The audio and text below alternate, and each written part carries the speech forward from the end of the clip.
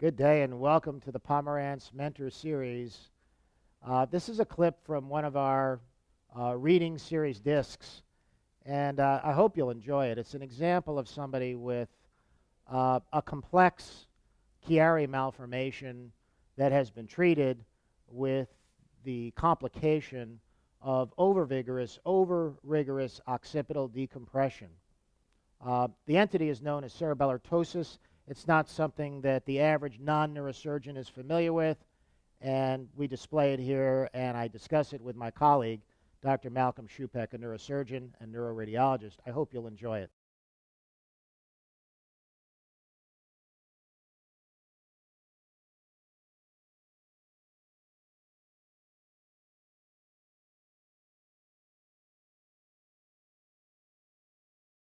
I'm with my colleague, Malcolm Schupek, MD, neurosurgeon and neuroradiologist. I'm Stephen Pomeranz, neuroradiologist, and this case is a fascinating one.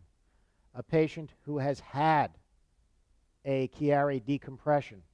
The surgeon has gone in and cut out a substantial portion of the occipital bone, including the opistheon. Take note that the ventricular system is normal in size. So hydrocephalus is not going to be a suitable explanation for the patient's worsening symptoms. Yet at first glance, even to an experienced radiologist like me, the occipital bone appears to be more than generously removed. Dr. Schupek? Well, I think that's right. You know, we do tend to focus on the postoperative study on a post-Chiari, and what we're really interested in is the adequacy of decompression and the restoration of flow. But here's somebody that the decompression appears more than adequate, and flow has been restored, but they're still getting worse. So why? It's not a syrinx, not hydrocephalus. But there is an interesting finding here that maybe might help us out a little bit. So you can see, so here's the decompression, and as we just said, pretty generous. But you can see the brain right here. See how this portion of the residual occipital bone is making an impression sort of at the equator of the cerebellar hemisphere. So this is an example of a decompression that's not only good, it's too good. Okay? What has happened is the decompression has been carried up above the equator of the cerebellum, and it has allowed the cerebellum to drop down. And this is something known as cerebellar ptosis. And I would refer you to an excellent article really discussing this by Langston Hawley and Ulrich Batzdorf in the Journal of Neurosurgery, January 2001, that describes this entity. So this is one of the uncommon causes of worsening after Chiari decompression, even with flow restored, and the things we usually look for in assessing a decompression seem to be fine. Well, you know, as an imager and a neuroimager and a musculoskeletal imager, you know, had you not brought this to my attention some time ago, it never would have occurred to me, and doesn't occur to most radiologists, to assess not only how high this is, but also the way it's shaped and its relationship to the cerebellum. You got a little extra CSF here below. So this is one of those examples of perhaps doctors gone wild, a little bit too aggressive in terms of the treatment in this case.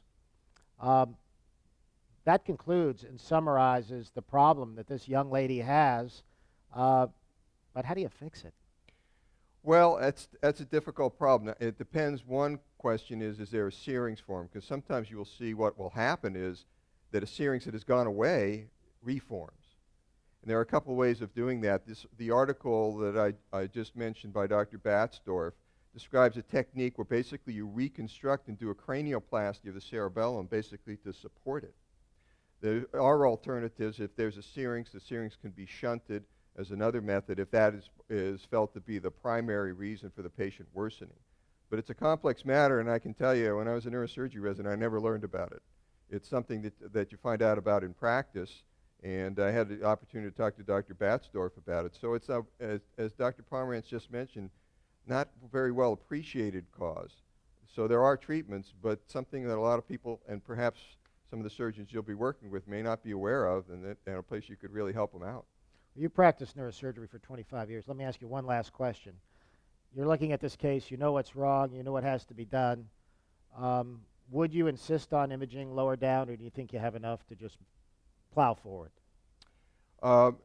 I usually, and perhaps I always like to know the extent of pathology, because I think we've all seen somebody with a cervical cord looks fine, but the syrinx is reformed from the bottom up.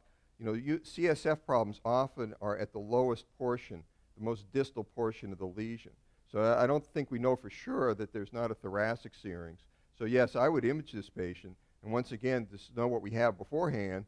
So depending on how the patient does, we're not taking credit for things that may or may not have been there at the time of surgery.